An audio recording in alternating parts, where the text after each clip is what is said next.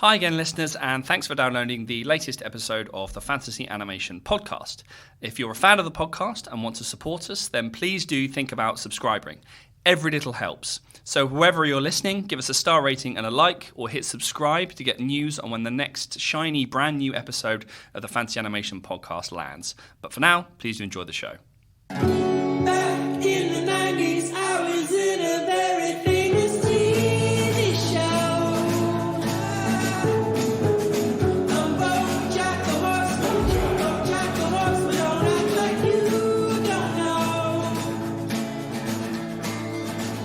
And I'm trying to hold on to my... Hello, listeners, and welcome to this brand new episode of the Fantasy, and I should say the topical episode of the Fantasy Animation Podcast with me, Chris Holliday. And me, Alex Sargent. So the reason this is topical and timely is that we are doing a television program, or a Netflix special, I should say, whether or not those things are slightly different, a web television program, Bojack Horseman, which finished a few weeks ago, 2 weeks ago, 2.5 weeks ago. Yeah, at the time of recording, it's about 6 days morning, right? So just as a disclaimer from the offset, because we don't normally do this. Normally this is a pretty spoilerific podcast because we feel like most of the things we talk about have been out there for a while. And to be honest, why would you listen to us to talk about a film you've never seen? However, we are going to talk about everything that happens in the first 5 seasons of BoJack. Well, we don't know. We'll try to. We're certainly not going. That's not going to be out of bounds. But we're going to try. We will not spoil season 6. So if you are out there, a big BoJack fan, enjoying listening to us and want to hear what we've got to say about it, don't worry. We're not going to spoil the ending. It's only been out for a few weeks at this point, but we're going to talk about everything else. So we are. Let that be your guide as to how you proceed further forward. The other thing we should say is that this episode is our first sort of fan-generated episode, in that we put a poll out on Twitter, I'd say about a long time ago, 6 to 8 months ago, about what Netflix show we should be doing next. We felt like we should do another Netflix show after our episode on Disenchantment, which you can listen back and actually is one of our more popular episodes. So we thought we would get in on that and try and do another one. And BoJack Horseman came out pretty strongly as everyone's choice for what we should be doing.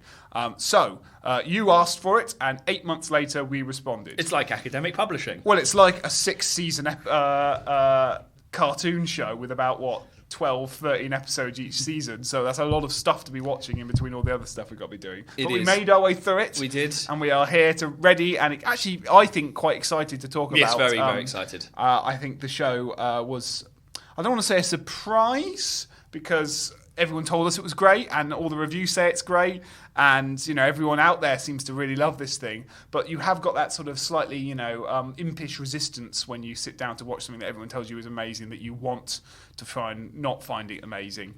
And I think we managed for a while to not find it amazing, yes, but it wore us down eventually. I think both of us think, if it's not the masterpiece, it's certainly an extremely interesting show with lots to talk about. I suppose the surprise for me was not that it was good, because I knew that it was great. I'd heard people talk about it, both I think, day to day, but also I'd been to academic conferences and people had given papers and keynotes about this thing that was BoJack Horseman. I didn't really know too much about it.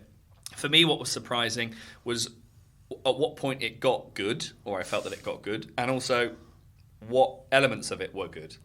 So I have lots of things to say. I was saying to Alex just before we went on air, as it were, that I tried to keep a note of every episode in terms of little notes, but in the end I sort of clumped a lot of ideas together. So hopefully we'll be able to touch on a few of the sort of key areas that when I was watching it and thinking about what we might say about it, or certainly what I might say about it from an animation perspective. Things about adult animation more broadly. Adult animation is this quite vague and nebulous concept. We often mean it just means things that aren't Disney, but then also Disney are adult in different kinds of ways. So things about adult animation. Netflix, I guess, more broad. I know you have things to say about the way that the program itself is sort of platformed, and Netflix as a platform, and how the program makes use of Netflix more broadly. And perhaps the obvious one that every time me and Alex met up, between when we started or said we were going to do Bojack Horseman and today as we sit here recording it, is he's had some further thoughts about animals and anthropomorphism and human cross-species interaction with animals. So I think there are things to say about it. I'm not 100% persuaded on it, but I think there are bits that are genuinely funny, but there are bits that are incredibly tragic, and it is very bittersweet and very. I've read a lot of stuff about how it rips the heart out from you. It's gut wrenching, and I would definitely agree with that. Yeah, absolutely. And I think one of the things I find perhaps most interesting is the way it, as a series, structurally gives Bojack, the eponymous protagonist, less and less forgiveness and less room for us to look past his more negative traits, and actually kind of uses the character of Bojack to interrogate some hot button topics, but some important topics regardless as to whether they're hot button or not, and slowly kind of, rather than let the character off the hook, it kind of slowly ties the noose on the character of Bojack, which means by the end of it, you're left in this interesting space where, particularly, without giving away anything that happens, you are left sort of recognizing the real dark truth of all this, which is that Bojack is not a pleasant, nice, positive character, but yet still contains pleasant, nice, and positive characteristics. So that complexity is quite well handled, I think. I mean, this is, I suppose, if we're thinking about how the program, one of its big markers is that this is a form of adult animation. This is. So can I just on you? Yes. What people use this? So we don't say adult live action. No, we don't. Like we say adult movies, but we don't say adult live. We don't say. There's adult and adult. So we're not talking, pornographic, all that kind of stuff. There's that. We might talk about an adult movie, but we wouldn't talk about an adult media, like adult live, as you say, live action versus. We don't talk about 1917 as being an adult live action movie. No, but we might use that term for animation, and we might use that term to describe Bojack Horseman. Yes. So what's all that about then? So adult, obviously animation, and again we've talked previously in episodes about animation's relationship to children. Of course, this sort of very early on in its career, animation's career. Yeah. This is your life. It sort of was, even though some of the earliest animations were animated documentaries and so forth, it very quickly got sort of attached to children. But actually, the term adult animation is one of those terms, or certainly the adult of adult animation is one of those terms that is increasingly kind of fuzzy and strange to define, because it could mean lots and lots of different things. I think on the one hand, it could mean tone and content and subject matter. It could mean genre, that certain adult animations are more towards, science fiction or post-apocalyptic than they are romantic comedy or something like this. So it could be content, it could be particular sort of subversive content, it could be it could be kind of focusing on relationships, on sex, on love, on erotic content. It could mean erotic content. It could mean, there are strands of animation that are connected to pornography, Japanese hentai pornography. Sure. The use of existing cartoon characters within cartoon pornography, if you like. So it could mean content, it could mean generic concerns, what genre adult animation is in. But it's the only reason we feel the need to sort of caveat animation with this term, or it's not, it's not even like it's a unified term, but the only reason we need to point out that it's an adult animation, is it because of this cultural embedded association with animation and childhood? Perhaps. In a way that's not true of live action. In fact, if anything, live action does the opposite, right? Occasionally we'll talk about children's cinema as a separate category, but we won't talk about, as I say, adult live action movies that are just serious dramas. I mean, I suppose we could link it. Series. Yeah, we can link it to literature, young adult fiction, that kind of stuff. I suppose what I would say is that if we're thinking about animation's status as a medium or genre, as it were, and we often do, and have done, and will continue to do so, then it seems to follow some of the writing on comedy. If you think about comedy as not a genre but a mode, it's the same as animation, not a genre but a mode or a style, and the way in which comedy is qualified: black comedy, dark comedy, screwball comedy, gross out comedy, etc. I just wonder whether it's just a similar qualifier that perhaps doesn't have adult animation, Japanese animation. It's the thing that qualifies. It's kind of a semantic issue. But potentially, adult animation is the other, and often that's how it's been perceived, and you get this sort of kind of core periphery model of something being the default and then everything else is being expelled because it doesn't fit into that category. So adult animation has often been considered the other to other forms of, I guess, kind of commercial animation. So this, in many ways, perhaps part of the pleasure of Bojack is that it recenters adult animation as, look, this is adult animation, commercial animation that people love, and it's sort of it's now not something that we associate with the far reaches of. Well, yeah, but have we since The Simpsons? No, I don't think so. I mean, even the Flintstones was sort of on primetime television. I'm not sure the Flintstones was aimed at children. It was aimed at a family audience. Simpsons is aimed at teenagers, I guess, but not really. But that tends to be its target audience. Family Guy is definitely, South Park.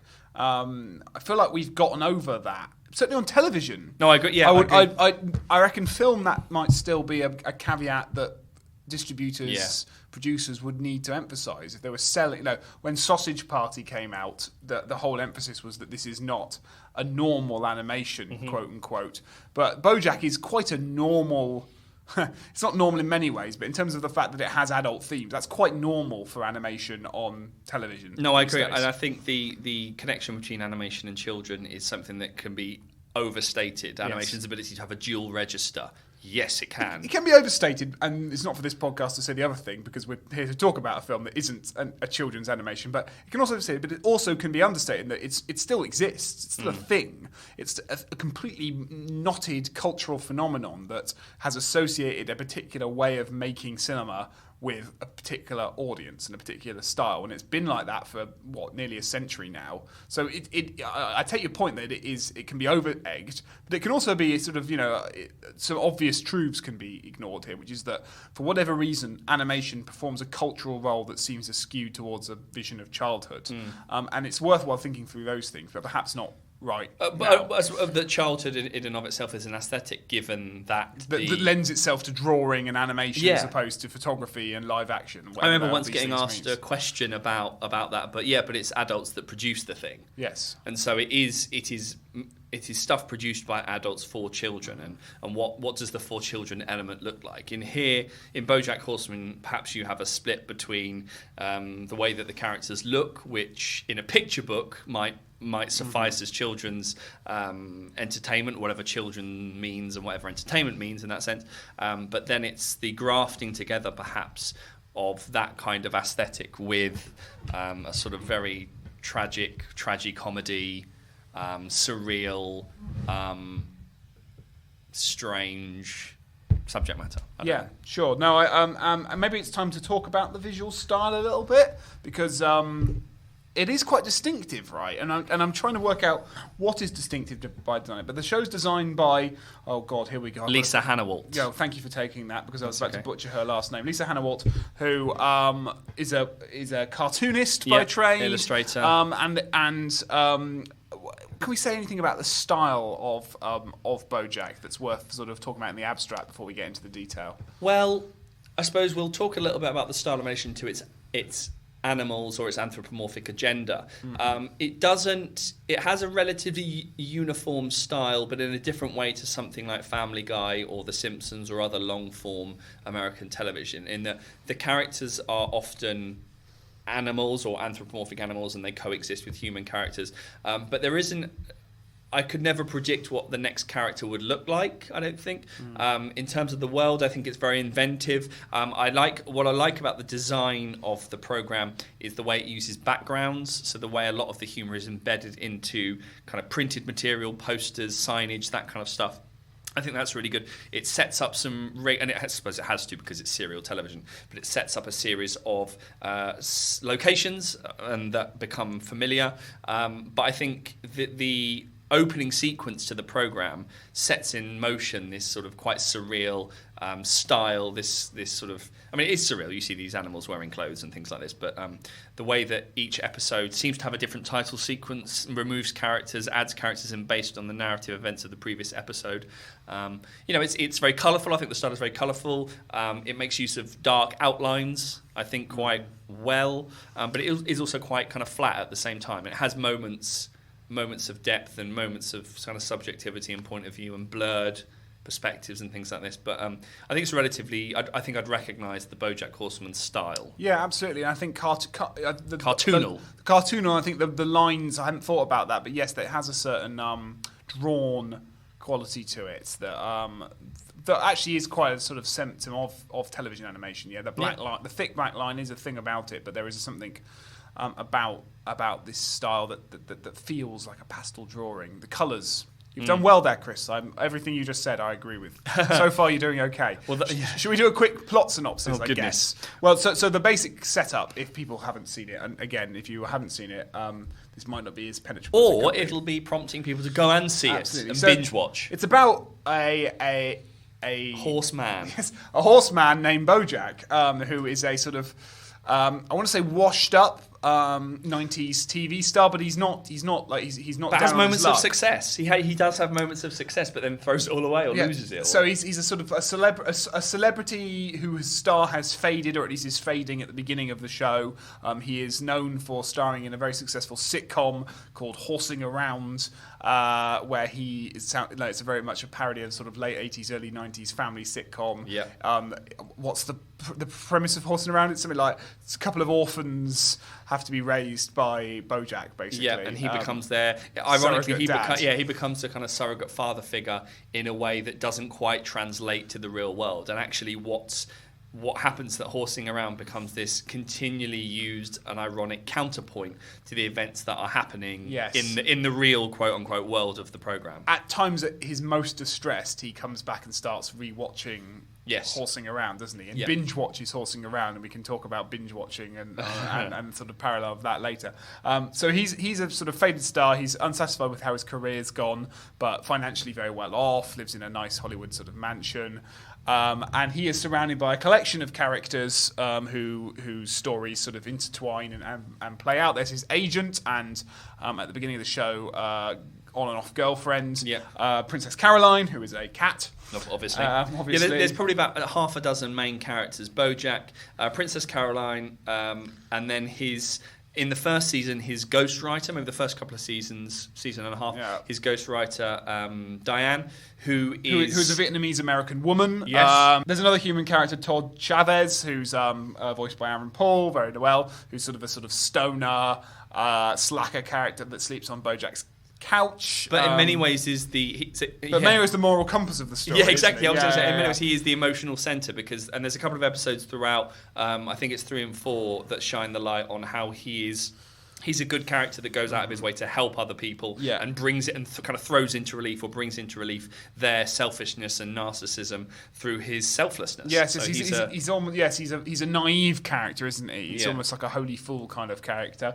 And then there's my favourite character, Mr. Peanut Butter, who is a yellow Labrador Retriever. Who's basically Bojack's rival and the antithesis of Bojack Horseman in that he plays another kind of slightly washed up sitcom star. I forget his show. Mr. Peanut Butter's House. Right, which is basically the same show. It's the rip-off show of Horsing Around. And Mr. Peanut Butter is optimistic, enthusiastic, completely satisfied with his life. Doesn't seem to have a cynical bone in his body, perhaps to his detriment, because there are moments where it explores that and sort of reveals the dark side of this kind of way of behaving and way of approaching the world. And he is completely content and happy with his life, and is my favourite character, voiced by Paul F. Tompkins. And he's in a relationship with Diane, or certainly for the first few seasons, he's in a relationship with Diane, though he has been married previously. And actually, one of the things that I think is interesting about Bojack Horseman's status as adult animation is actually, yes, it deals with serious subject matter, but structurally, it's obviously very sophisticated.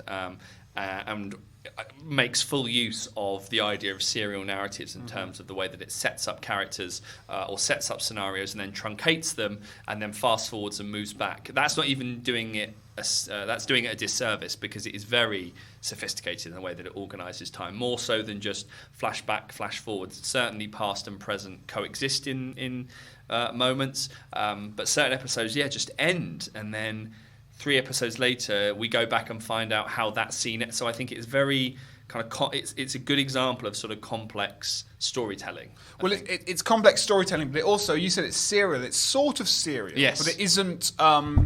It isn't chronological. No. Not that serial has to be chronological, but it isn't. It isn't a train going down the track. It is. It is garbled and it is confusing, and it rotates around itself quite a lot. So the perceived wisdom out there seems to be that the show sort of kicks into gear about the first way through the first season. I think that's a little bit of a simplistic narrative. I think it slowly shifts into something far different from what it starts as. But it starts as a relatively episodic, quite dark, but kind of Family Guy-esque sitcom where he gets into an exploit each week. He offends someone. He has to fix something. He's got a press nightmare, something like that. And each episode is sort of in and of itself. And then slowly what happens are that there are these sort of moments in Bojack's life and in Bojack's past become really sort of important anchoring points to the rest of the story. So what you get throughout the rest of the seasons are like, I don't know, 2 or 3 instances of an event affecting all the characters around them in different ways, and the event will be played out from different angles or will be presented in one episode in isolation of all the other storylines, and only later do we find the significance of why that was happening. Characters disappear for one episode and then 2 episodes later you find out you have an episode about what they've been doing during all this time. So it's almost a sort of Pulp Fiction, which is a very lazy kind of way of explaining it, but a kind of Pulp Fiction shuffled around narrative that means that the TV show rewards the kind of viewing that Netflix rewards, in that the more you bunch them together, the easier it is to slot all these things into place in your own head. The cognitive ability to sort of sort the narrative into sequential chronological order is helped if you binge watch this thing. Yeah, I mean, it seems like part of its context might be that sort of post 2000 shift towards more complex narration. So puzzle films, mind game films, they've sort of been described in many different ways, but scholars like David Bordwell have defined it as a forking path film. Thomas Alsasser has talked about the mind game films that play with narrative chronology but also offer up alternative worlds of the conditional tense. What would happen if this would happen, or what would... So narratives splinter off into different directions, and lots of people have written books on this phenomenon under the guise of the puzzle film. This is a very connected and interlocking narrative world, or it's certainly a world that's organised itself into a series of stories that you get half of and then you won't get the rest of, you get half of and then get the rest of later on, and so it is very... I agree that it lends itself well to the binge watching nature of Netflix that allows you to effortlessly move quite quickly from one episode to the next, because it is, the world is very complex. There are lots of characters, lots of supporting characters that surround the main 6. So in the program's takedown of certain kinds of industries, the film industry being the biggest one, film and television industry perhaps being the biggest ones, there are a lot of supporting characters, PAs, marketing assistants, managers, studio heads, actors, performers, audience members. There's lots and lots of different characters that kind of come and go, both in and out of the program and then in and out of the title sequence, that make the world very complex. And so it is quite a challenge to figure out how the component parts and the component characters...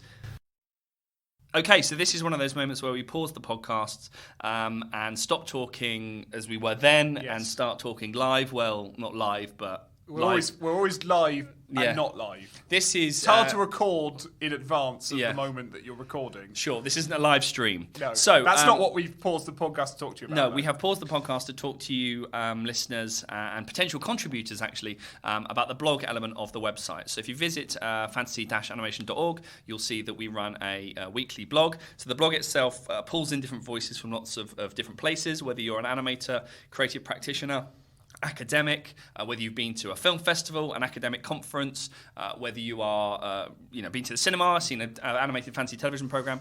We'd love It could to be an hear- animator who's just produced new work Yes. and wants to talk about it, reflect on it creatively. It could be someone who's trying to get into film journalism who wants to have a go at writing a review. You could just be a fan and love a particular subject matter, and you'd always want to talk about it. Yeah, we've had a lot of people kind of get in contact via the website. We have a little comments function, so if you send a little message to us with your potential idea, then we'll have a conversation about commissioning in it. There's a tab, isn't there, at the top that says something like "Contact Us" Yes. and "Submit Form." Click So on you that. can contact us. And also you can follow us on social media. So give us an @ on Facebook, send us a message. So give us an @ on Twitter or send us a message on Facebook and we'll get in touch. Yeah. It would be great to kind of publish some of the new work that's being done or hear from people that perhaps wouldn't have the opportunity to publish elsewhere. Get in touch. Please do. Otherwise, we'll just get back to the show. Let's. And the complexity, the way I read it at least, is not necessarily a narrative complexity. It is a sort of emotional, character-driven complexity, which isn't to rank either as better or worse, but I'm just trying to highlight a difference. I think this isn't Lost. Yeah, we don't have mysteries that the plot needs resolving, and the significance of this thing happening in the corner here. What happens is we get events that sort of play out in one way, and then, as other events are contextualized in relation to them, our approach to that event changes and shifts as a viewer. So to give a couple of examples, and this is where we're getting into spoiler territory, I think there are two key events throughout the whole series, for the whole 6 series now, that structure the character of Bojack and sort of lead towards the bittersweetness of the show. And that, to me, is the death of Sarah Lynn. Yes. And Heartbreak. and Bojack's. I'm trying to think of the way to phrase this. Bojack's extremely problematic relationship with a friend's daughter, whose name escapes me actually. So is this when one of his childhood sweetheart? Is that? Yeah, when his childhood sweetheart, Yeah. who's a deer, and I forget the name of this character. I'm on it. Keep talking. But there is a moment in one of the series where Bojack is experiencing a career lull. He's experiencing an emotional lull. He suffers from anxiety, depression, narcissistic behavioural traits. He's an addict, and there are moments throughout the whole series where he sort of spirals. And during one of these spirals, he goes and stays with his former childhood sweetheart, and the implication being that, one, it's a sort of respite from the world of Hollywood rather than Hollywood. More on that later, I think. But perhaps he has designs of sort of winning her back or whatever. She's now married with children. And during the episode, the whole episode, it's a single episode. You don't quite know these characters. You haven't really been introduced to them before. You've seen her character before in a couple of episodes, mentioned briefly and referred to briefly on screen, but largely the significance of what is about to happen is not apparent upon you. And during the episode, towards the end, it's been a while since I've watched it. I'm now doubting my own memory of the thing, and this is sort of the point I'm trying to make here. In my memory of it, watching it the first time, the way I read it was Bojack finds himself in an extremely compromising situation based partially on his own sort of naivety and idiocy and self-absorption, but also on this sort of 17-year-olds, she might even be 18, I can't remember. Yeah, yes. I think the issue is not her age, but her connection to her. Well, it is her age. Yeah. It is her age. She's on the cusp of maturity, but she's not mature. And he's got this very Yes, sort of, that's and he's true, got yes, a true. power relationship with her. He is the powerful in the relationship, and she kind of. She begins a sort of very extremely ill-advised flirtation with him, and the two end up kissing. Briefly, and then he they both pull away. So now, I'm stumbling over my words here because I think the whole point, or at least the way it affected me, perhaps as a white male viewer, a white male cisgendered heterosexual viewer, I read it initially as rather sort of sympathetically towards the Bojack character. I would have to rewatch it again. I read it the way I've just described it. Others might have read it differently. But as the show continues, and this event is sort of returned to, and the events leading up to it are returned to, and the consequences of the event are returned to, the show slowly interrogates what Bojack has done in this moment, and the sort of pernicious awfulness of what he has done in this moment. And by the end of it, I had a very different interpretation on that essentially it's what I do now, and now I think it's a much more predatory moment than perhaps the first time round I viewed it. But that's because the program as well, and I do think the show is inviting that kind of interrogation. No, but that's how it does it in its structure. So obviously, as you say, the relationship between the serial narrative and the shifts in chronology. There are individual episodes that go back in time and comically set out the fact that this is 1977, 1999. Yeah, there are flashbacks to his time on horsing around. Generic 80s song, etc. He was a stand-up before that. You get stories about that and all that kind of stuff. And the way that this works is that you have individual episodes that go back in time, or you will have the beginning of episodes that are sort of like a false opening. So you have a false opening frame or a false opening scene, and then you realise that you were in a program, and then you step back out into the real world, or it fast forwards to the present day, or whatever it is.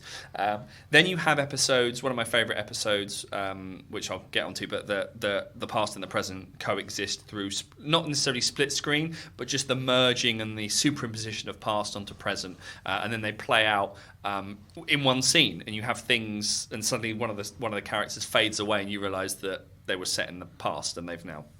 But then you have this, and this is what I think we're talking about, is the pleasure that the program takes in kind of truncation or occlusion, or not allowing you access to certain kinds of scenes, so that you can't make up your mind as to what happened on the boat. So this is the bit that you're talking about is from an episode from season 2, which is called Escape from LA. The name of the boat is called Escape from LA, and it's something that he bought, and is sitting on the tarmac of his love interest, Charlotte.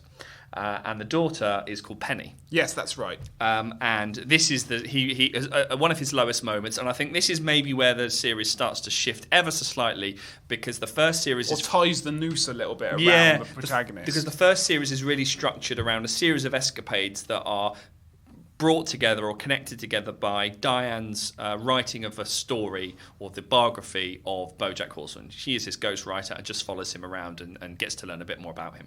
In the second series, you get a lot more plays with narrative and a bit more, I suppose, and also into series 3, a bit more plays with form. So you get episodes that start to merge kind of past and present, but also that Bojack starts to undertake things without Diane. And then this is a moment where he's at one of his lowest ebbs, and he goes back to sort of his safe space. He buys this boat, and then goes and parks it on the driveway of his previous love interest.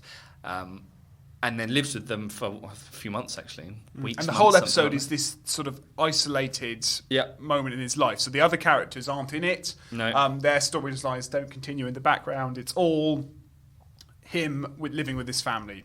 And ultimately, I think at one point he takes the daughter to prom. Yes. Because he thinks that's a good idea, or that's suggested that it's a good idea. Yeah. He takes it. It's very similar to an episode of Family Guy, actually, where Brian takes Meg to the prom. Well, there's an episode of Friends as well, isn't it, where Ross takes Rachel Yes, to the prom, that is also very similar to that. I think it is riffing on all these old episodes where that happens, yes. And then, so initially, I think Bojack is reticent to pursue a relationship with Penny, and Penny kind of comes. Well, I don't think there's a pursuit of a relationship. They're friends. Yes, but then there starts to be complications. But he and I was expecting the episode he was going to do something, and then never did. Yes. And then actually at the very, very end he does do something, and you really start to judge him as a character. But actually you can't that much, because you don't see really what happens. Well, to not let myself off the hook, I don't think I did judge him. I think when I first saw that episode, I thought what you thought. He is going to do something awful here. Yeah, yeah. He is going to make a pass. Yes, it's set up Penny. like that. Yes. And actually,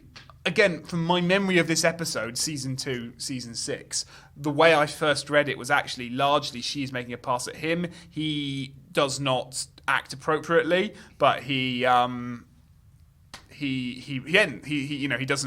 pursue the relationship or anything like that. But what the show very cleverly makes even someone who reads it the way I did, which I think is perhaps not even it was its intention in the first place, it slowly interrogates that moment more and more, and it twists the knife on the audience, and it sort of forces you in my case, forces me to realise that actually this is an extremely, what I thought was going to happen did happen. Yes. Just framed in a way that let me off the hook as an audience and let Bojack off the hook, because Bojack's excuses as to why that wasn't problematic become more and more hollow. So the way I read it becomes more and more ill-advised. I'm tripping over my words here because I'm conscious that if I rewatch this episode now, I think I wouldn't feel the same way. But I can't deny that when I first watched it, that isn't the impression I got, and I can't help feel the show is keen to alert that kind of reception and deal with that as it goes on, because this moment becomes increasingly significant. It's the moment that defines one of the moments that define Bojack's later years in the show.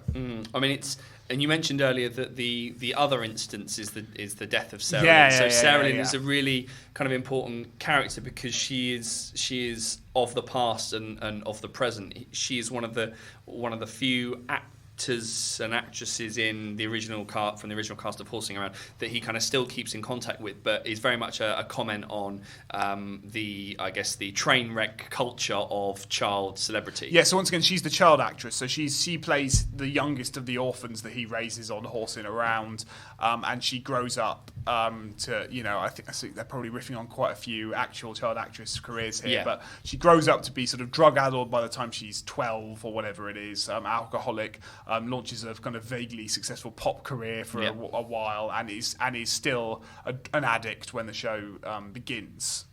Yes, well, I was going to say, if the programme itself plays structurally with the collision of past and present, but also the collision between a particular image of domesticity as represented in Horsing Around versus what Bojack Horseman's real world of Hollywood is like, Sarah Lynn is a character that also marks out those different territories. Her particular angelic performance in the programme Horsing Around and her gradual evolution into a sort of essentially a drug addict who at times, but again, he's also very sympathetic. Like, she's a very sympathetic character, or like Bojack, it's not that characters are on the spectrum of light and dark, that everybody's a bit grey. It's sort of again. No, they are on the spectrum. There are some characters I like more than others, but all of them have dark bits and all of them have light bits. It's but some have more light bits and dark bits, and some the other way around, which I think is a nice way of sort of phrasing humanity. But it's interesting because it's also more than that, because it's not just that the characters have a bit of good and a bit of bad in them. The program seems to also be about how they then apply those different elements of their fractured personality. So what the television program does in terms of its anthropomorphic agenda, humans, animals, that fractured schizophrenic state, it also plays out through personality. So sometimes they're this and sometimes they're that, and they are really, I find a lot of the characters very unstable and I guess queer in that sense. They're very difficult to define because they slip between different kinds of categories, and maybe that also lends itself to the nature of performance, that the fact that the television program is about an industry where you perform in the boardroom, on a stage, as a television presenter, as a governor. A lot of the characters find themselves in situations where they have a kind of public and private face. And so that duality, or that binary, that schizophrenia plays out in lots of different elements of the show. They're also inconsistent, aren't they? Yeah. And hypocritical quite often. Bojack can be at times an extremely remorseful character, and you sense an authenticity, especially with to his Todd. remorse. Yeah, he goes to rehab at one point. He commits acts that suggest that he is keen to improve himself, and then he'll do something else that suggests that that's a superficial way of reading it. He'll show little remorse. Both privately and publicly. So is that realistic? Like that superficiality of it's not sentimental. It's that it plays with the surface nature of emotion sometimes, or the surface nature of behaviour. Yeah, and the ephemeral nature of emotions. Right, you can be remorseful in a moment, but that doesn't mean you're remorseful the next day. And so it's not just that it's the light and dark of characters. It's the fluctuating, unstable nature and the ease with which people move between those two states. Yeah. And that people are, they are kind of, I don't want to say, I'm not equating instability and queerness, not at all, but that they're very difficult to kind of pin down, and I quite like that you have a consistency through seriality in narrative and of characters in one sense, but also that their emotions and their personalities are very, very fluctuating between scenarios, and they act realistically because they act differently in different circumstances. Yeah, and so like a glib question: do you like BoJack Horseman as a character? Yeah, doesn't have an easy answer. Doesn't have an easy answer, because I think to say no for these reasons and to say yes for these reasons would be to simplify what he does and is in the show. And to ignore... In some way, either answer requires you to truncate or to remove elements of his personality. More elements of his personality. And the real answer is that you probably shouldn't like him and you probably shouldn't hate him. Yeah. Because of exactly the same reasons. Yeah. Or a bunch of oppositional reasons. Yeah, exactly right. Yes. Yeah. It's one of the many ways that the show is innovative and playful and pleasurable and gut-wrenching, and it does some really bold things. We've talked about narrative. There's one episode in season 3, Fish Out of Water, which is very one of the I guess famous episodes where a lot of one of my favourites. Actually. Yeah, maybe. I know you were more mixed on it, but I really was more. liked it. Yeah, but it's an episode where he's off to a film festival. Bojack goes to a film festival and it takes place underwater, and so it's kind of pretty much done throughout dialogue. So taking animation, animation is a silent medium, and so it goes right back to just the power of the drawings. Yeah, he goes to an underwater film festival, populated by fish, and has to wear sort of. Like an astronaut, but not deep sea divers. And so a lot of it takes place without him being able to speak and anyone else being able to speak. You just hear bubbles and things like that. And then he realises at the end of the episode that he needed to just press a button and he could speak. Yeah. Bummer. So I think that's a good example. My favourite episode occurs early on, I think, in season 4, and I think so. 3 and 4, if 1 and 2 are relatively conventional, and I even use that word quite loosely. I think seasons 3 and 4 start to push the envelope a little bit, and so there's an episode called, it's the second episode of season 2, The Old Sugarman Place, which is a terrific episode. Yeah, it's your favourite, right? It is my favourite, and it's where again it's season 3 ends quite devastatingly with Bojack following the death of Sarah Lynn right at the end of the season in a planetarium, which is. And just a footnote on that one, just because we set that up in the comparison with the Penny episode. That one I did read from the start as much more. Bojack has, this is a moment which he's warped their relationship. Yeah, he's done something unforgivable in this moment, which I now apply back to the series 2 moment, but I didn't at the time. Yeah. Whilst this one is like, okay, we've crossed we've crossed the Rubicon here. Now we're going to have to. I'm going to have to fundamentally alter my relationship with this character because of what he has done. Yeah. Here, this isn't something you can say sorry about and it's fine. Yeah. He goes on a 4-day bender after she's sober. He supplies her with the drugs and the alcohol. They celebrate her sobriety by kind of going off on one. And she ends up. And then don't you find out later on? Is it later or before? I can't remember that her drinking started because Bojack left a bottle of I think it's later actually, but that could be my memory. Yeah. Playing tricks with me. So it gets even worse. It's like absolutely. So the film.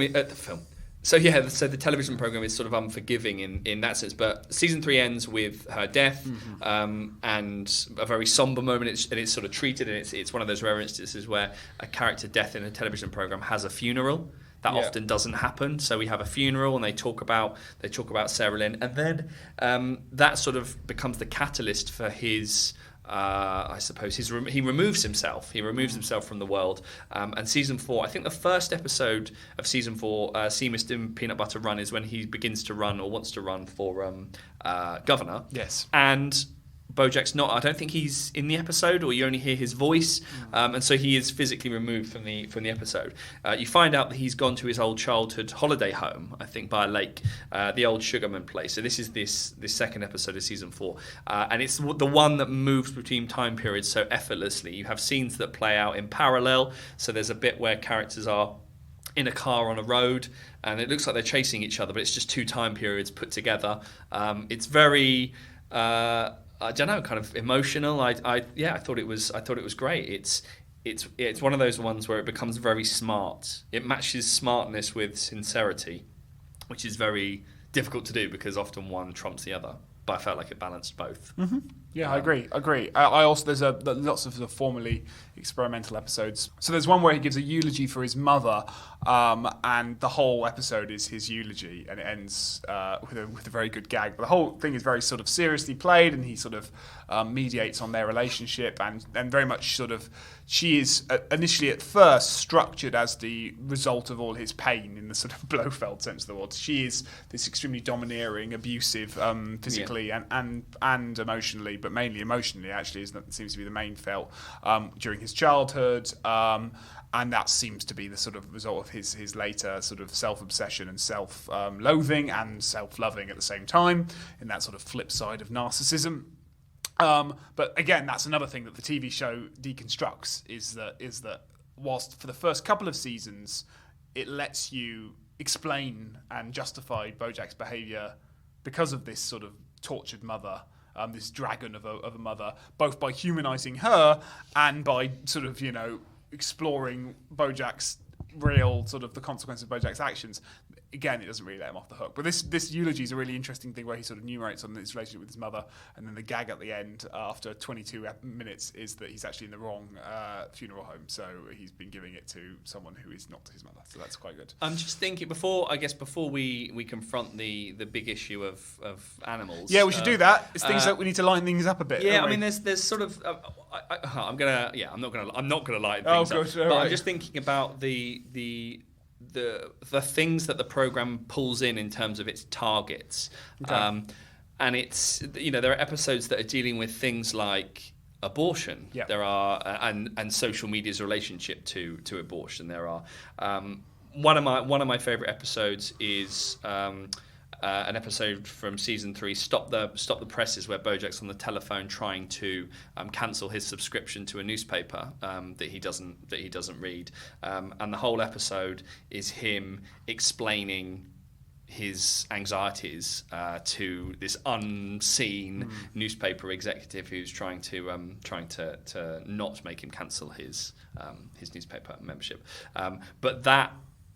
The other side of the episode is Todd setting up a cab company for women because of safe spaces. So it's forgotten about this. So there are these schizophrenic like the series does move between these two light-hearted areas and serious. It kind of fluidly moves between the two. I mean, there's also an episode in season 4 called Thoughts and Prayers, which is about mass shooting in America, and the characters are they're talking, and then they just say, we need thoughts and prayers, and it's about the sort of futility of political intervention, and so it's it confronts head on a lot of these sort of serious issues. It's bold in the way that it structures things. It plays with personality. I think it's ambitious in what it's trying to do. Yeah, absolutely, and the common recurrent in the two things we've talked about with Penny and with Sarah Lynn is that these are two young, vulnerable women who are exploited, abused, and what's the right word? And ultimately, I suppose have their lives ruined by this predatory male in a position of power. But not a male, because a horseman. Well, just to put one final thing before we come to the fact that he's a horse. Yes. Because I do think that's really important to talk about. Just on that, the dating app thing. Yeah. Just because the thought occurs to me now, you've reminded me of that one. Todd. So we said Todd is this heart of gold character, and largely he is. But again, the same rule applies with him in that his naivety in that storyline, although largely played for laughs, is exactly the kind of thing that that the show likes to provoke, because he has this idea, which is to come up with a taxi. He does come up with a dating app later on, or he's on he starts off with this taxi app, doesn't he? Which is a female-only taxi service. So it's female drivers for women, and the whole point is to confront sexual violence, rape culture, all this kind of stuff, to provide a safe space for women. And then it's a massive success. And so he decides that he's only going half the market at the moment, so he should open it for men as well. And what else? Then he empower. They decides that he needs to empower the women by hiring like strippers or something like that, doesn't he? Yeah. So his naivety creates real suffering for other people. So even that character, who largely is treated very well in the show, even he has these moments of where his the thing that we like about him is also the thing that causes the most harm to other people. Yeah, I mean, Todd's an interesting character. The dating app thing, he does. So his one-time love interest, Emily, sets up or creates a dating app called All About That Ace in season 5. But Todd himself is an interesting character because he's kind of out, and the dating app is an asexual dating app. And Todd is asexual. But so that kind of comes to the end of season 3, beginning of season 4. And Bojack returns after having spent that amount of time at the family summer home by the lake. When he returns back, there are a couple of scenes that are played the most serious I think I've seen without an undercutting joke. So Todd says something like, "I'm not ready," because Bojack has slept with Emily, and Emily liked Bojack. Emily liked Todd, and Todd didn't really like her, but didn't know that he didn't like her. He liked her romantically, but didn't like her sexually. Yeah. I think is the problem. And so Todd says something like, "Oh, I'm not ready for us to be friends yet, but I'm also not ready. I think we could be more than not friends." And Bojack's I'm really, really sorry. And so there are little moments between those two characters because Todd is somebody who has kind of pitched up and sleeps on Bojack's sofa. And then at many points becomes like a millionaire and then loses it because he accidentally tips $8 million in a restaurant. He usually goes on schemes with Mr. Peanut Butter because Mr. Peanut Butter, being so enthusiastic and optimistic, basically greenlights any idea he ever comes up with. Because it's tempted to see Todd as the moral centre, but actually there is no moral centre. I think that kind of simplicity would be not what this show's going for. Yeah. So we should talk about horses. Right. Or we should talk about and animals. identity, I guess, more broadly. Right. Who wants to start this off? It's going to be a long one. We've talked previously on this podcast about anthropomorphism, i.e. animals that are, or human-like creatures that are animals.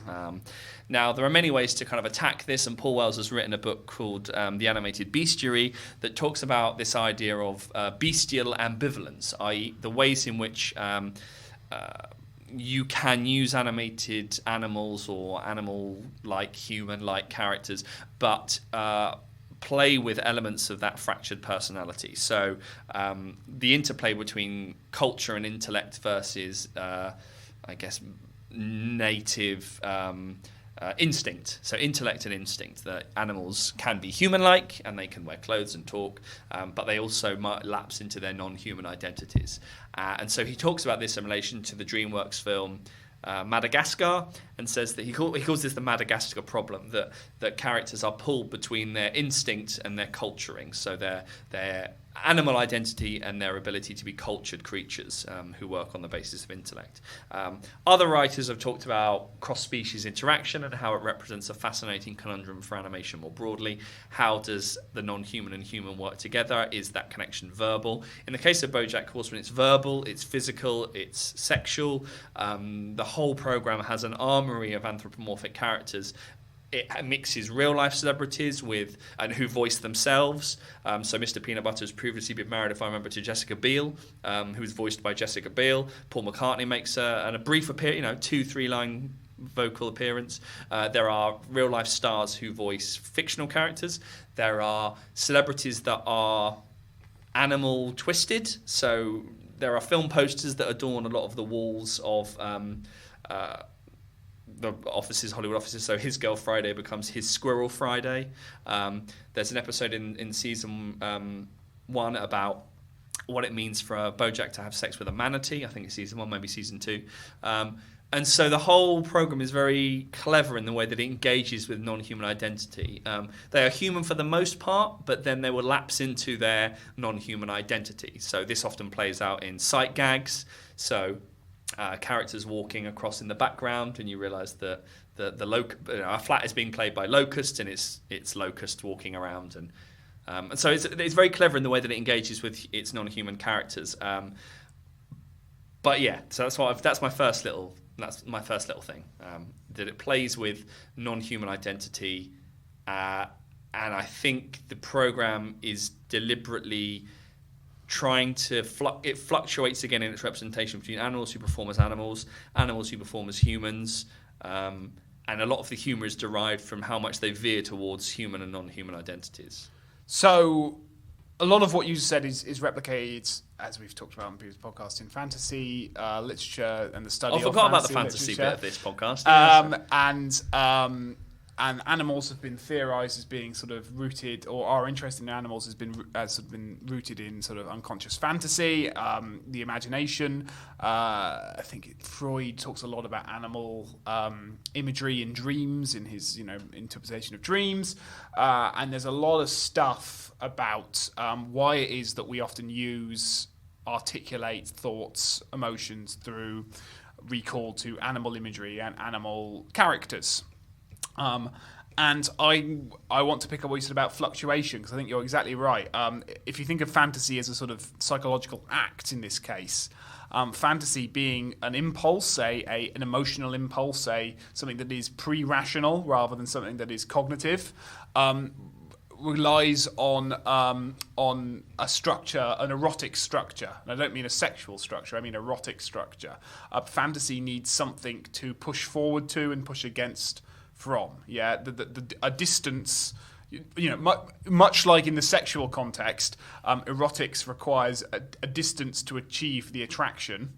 Fantasy requires a distance from the real to achieve the attraction, and the way this show fluctuates between distance and similarity is fascinating, I think, because on one level, you could read this as actually it not really being about animals at all, and it doesn't really matter. It doesn't. Not really It often doesn't make the most of but their again, animal. that is a simplicity that belies the complexity of this show.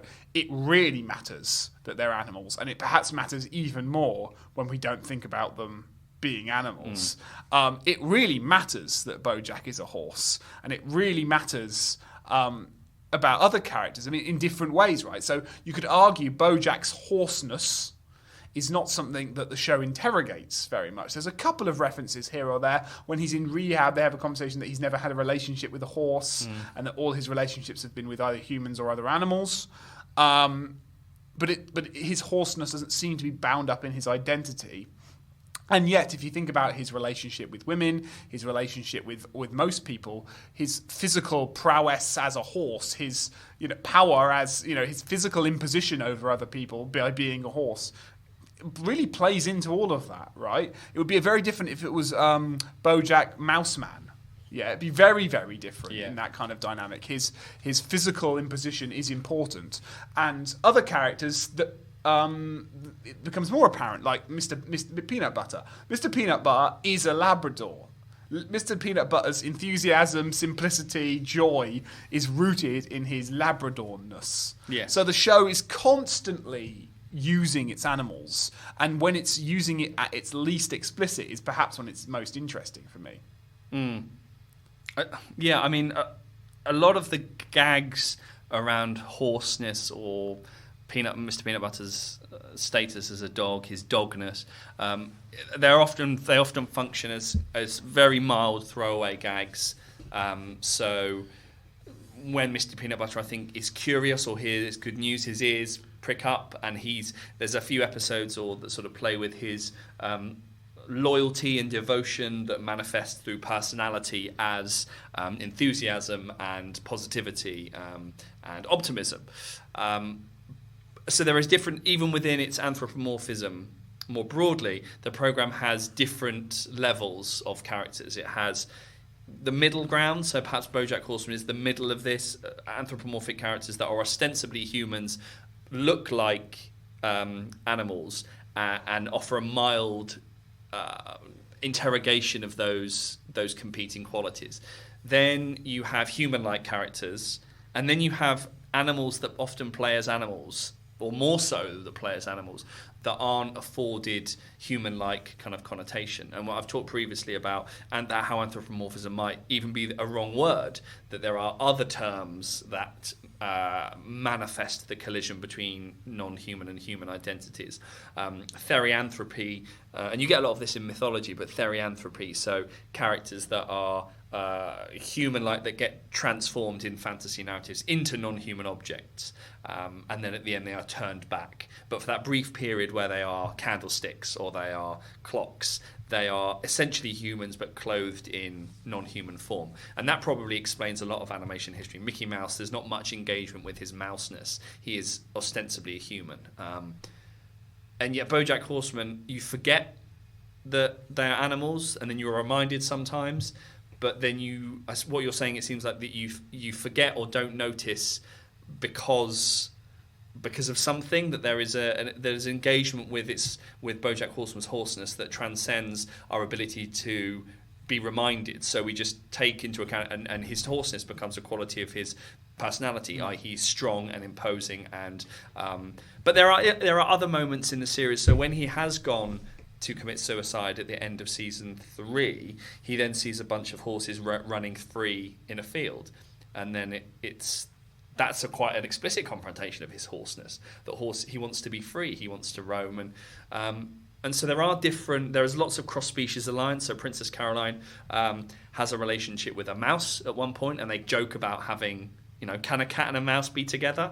And yet, and Diane is a human, and she has a relationship and is the wife of Mr. Peanut Butter. So I don't know. I haven't quite worked out its non-human register, but I don't feel. I said this to you off air. I don't feel uncomfortable or awkward about the connections between different animals. It doesn't strike me as weird. There's something that's quite kind of democratic or equal about the way that the program treats its non-human characters when they're placed in relationships. I'm not really making much sense, but. No, I think if you see the way they use animals as an erotic, if you imagine an accordion, erotics work like an accordion. Okay, so it makes a sound as long as you're pushing forward or as long as you're pulling away, but if it remains static, there's no energy, there's no sound.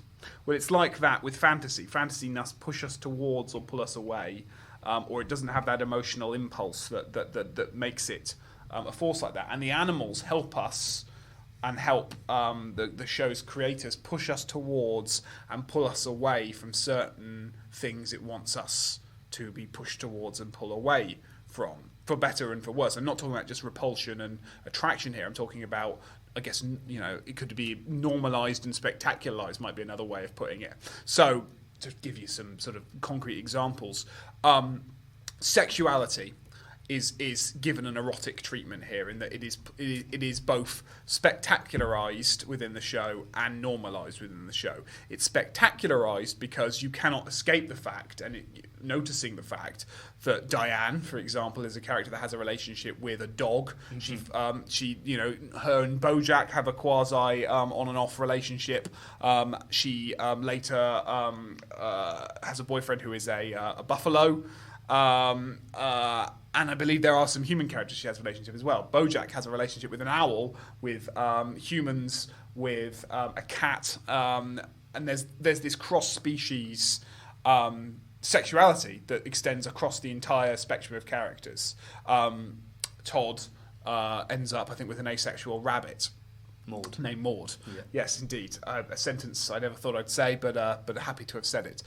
So the show is spectacularising sexuality, and it is normalising sexuality, because by spectacularising some aspects of our sexual habits, it normalises labels within contemporary life that we often unnecessarily spectacularise. Todd's asexuality is one of the least interesting things about him as a character. The show it's not really interested in him confronting, interrogating, worrying, being concerned about that, because it doesn't matter. But it also, that doesn't mean it dismisses his asexuality as unimportant, but it doesn't spectacularize it. It normalizes it. It does that with lots of different aspects of identity. Race, the cat and mouse thing. It spectacularizes race and it normalizes race at the same time. So is that the way in which? Because I'm thinking the use of animals in stories as surrogates or as metaphors or as part of animation's ability to symbolize and to provide abstracted views of gender and sexuality and race. Is it that the anthropomorphism in the program allows it to do things? It allows it to comment on things. It allows it to play with white and black. But what it does, it maps identity onto speciesism. So it maps identity politics and plays with identity politics in a different way in a world where animals and humans coexist, as they do in this world. Animals and humans coexist, but it plays with their interconnection, or it plays with their interplay. Yeah, but it presumably allows them to comment on things. I think so. I'm in danger of sort of getting way too jargon filled and up one's own intellectual vernacular here. But yeah, I think but not in a kind of the temptation we say it uses it as a metaphor. I feel like it's a kind of really boring way of at least phrasing it. What it does is it makes an erotics out of the way it treats it, in that it becomes felt. It becomes felt in the show when the stripper fish start performing. It spectacularizes stripper. It spectacularizes a history of female exploitation. It makes it ludicrous, and it makes it part of this world. So it makes it partly normalizes and in life, we use fantasy to spectacularize and to normalize. Fantasy helps us to make sense of things that we can't grasp and helps it become part of our world, normalizing it. What am I going to do tomorrow? I'm going to go here. I'm going to take that train there. I'm normalizing it as part of my world. And it helps us either helpfully or unhelpfully to spectacularize things. Oh my God, this thing I'm worried about. Oh my God. it plays on emotions and fears and concerns. It alleviates and it creates. That's and animation. the show's doing that with its animated animals. I know you've talked previously about that fantasy is often only seen to mean something if it's metaphorical. It can't be treated in and of itself as serious, but the way that we make sense and qualify fantasy as serious is that it secretly means something else. It's political because it's a metaphor for something else. Well, it secretly works the way that a story. It's secret that the temptation is to say that this show. What's great about this show is actually that this show may as well be a story about a faded '90s star who's a human living in Hollywood. When actually, that seems to me absurd. But the way that the show may as well not be. The show isn't that. That's why it's clever. But the way that you described fantasy there about drawing attention, pushing and pulling and drawing attention. It's the same as animation. Yeah. Whether the act of drawing or the act of animating something is part of a rhetorical sharpening and clarity of that topic, or whether it's part of a dilution or a veiling or a distortion or a distancing from it. The act of drawing something is to both claim it and to push it away. Yeah. So that's often how animation's historical relationship to politics with a capital P, is used as propaganda, etc. Whether it is the perfect vehicle with which to indoctrinate and slide in insidious messages, or whether actually it undoes the power of the messages it's trying to proclaim because it is animation. Yeah. So animation's position between us and the world, which I assume is similar to fantasy. Fantasy exists between us and the world. Animation's place or status as an intermediary is both one of loudspeaker and muffle. We have been going on a decent amount now. Have we? Yeah, I'm afraid we have. And I know the problem is I don't think we could keep going for another hour. Yes, we could. But let's not, because that's not how it works. So maybe we should start thinking about what must we say before we wrap up. Have you got anything left on your list? Well, I mean, what I do like is how the film plays with fictionality. I think it's levels of fictional worldhood. It is a very coherent but also unstable fictional world. Same as Springfield, same as Quahog. As I said before, there are locations that are continually reused and revisited, and they give a sort of stable core. And I think that's needed by the show because it then makes Bojack's departure into different areas of the fictional world all the more powerful. But it is also very clever in the way that it uses sort of a tangling between the world of the telling and the world of the told. And this is something that literary theorists have looked at in terms of an idea that's called meta-ellipsis, where it happens a lot in films where characters slip into the promotional material, slip into the credits, or characters that come out of films into the real world. Woody Allen does it. Austin Powers movies have done it.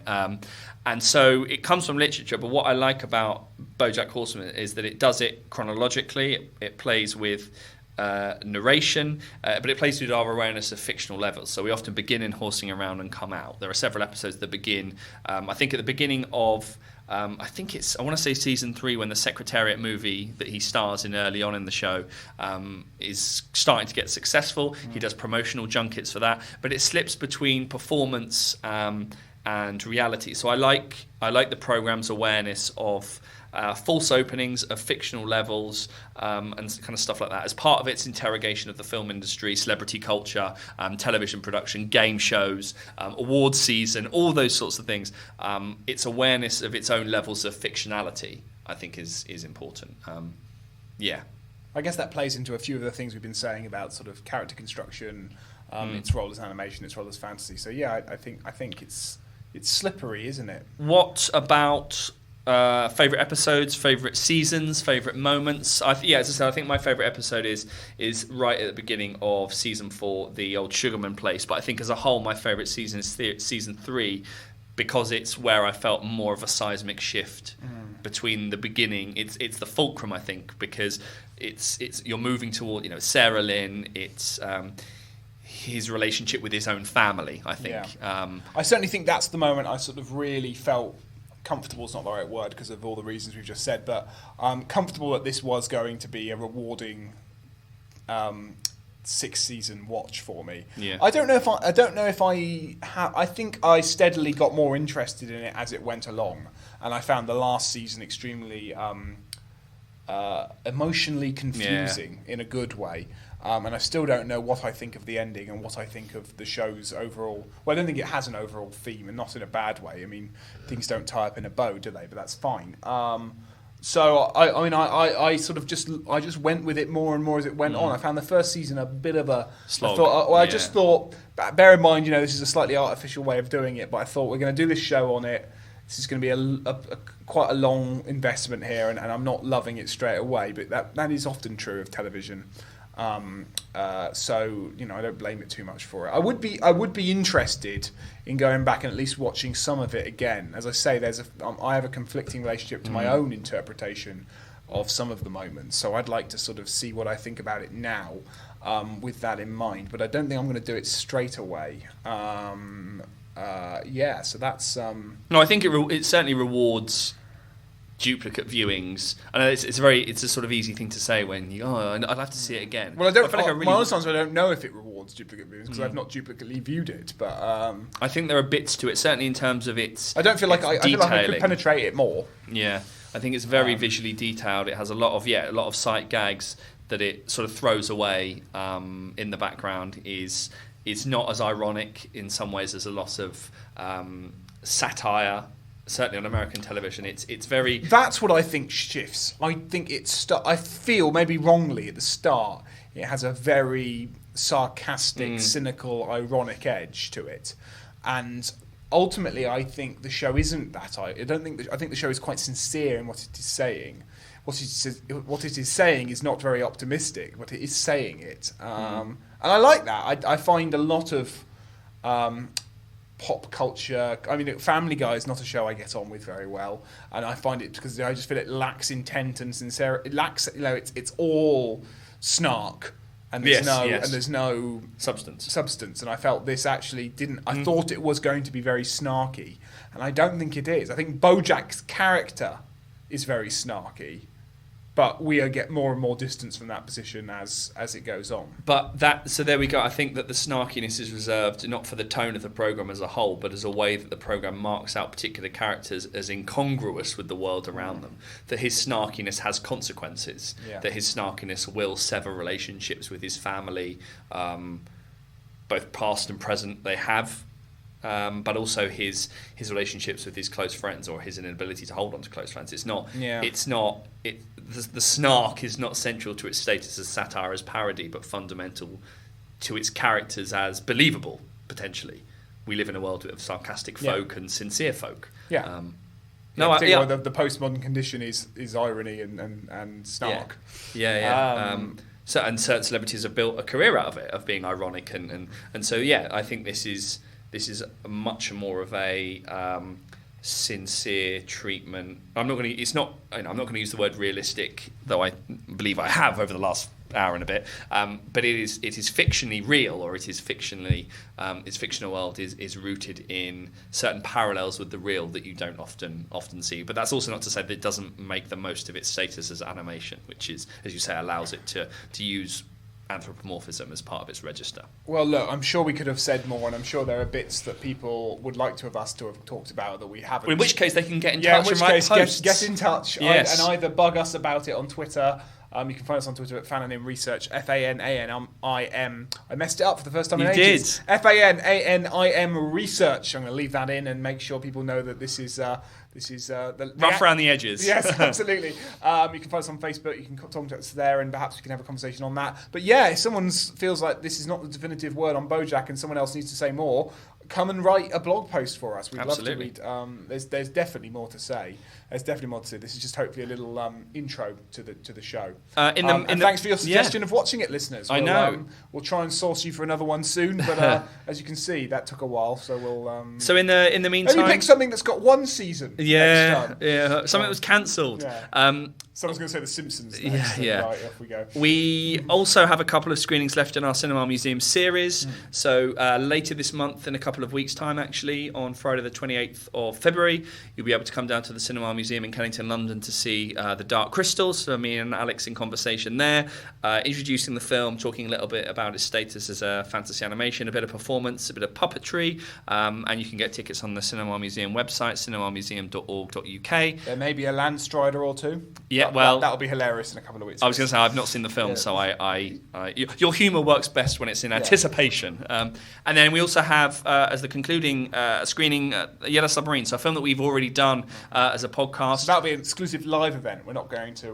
release that in any way, shape, or form. So you'll have to come down and listen for yourselves. Exactly. And we've got a special guest, so please do have a little look on the website and get your tickets.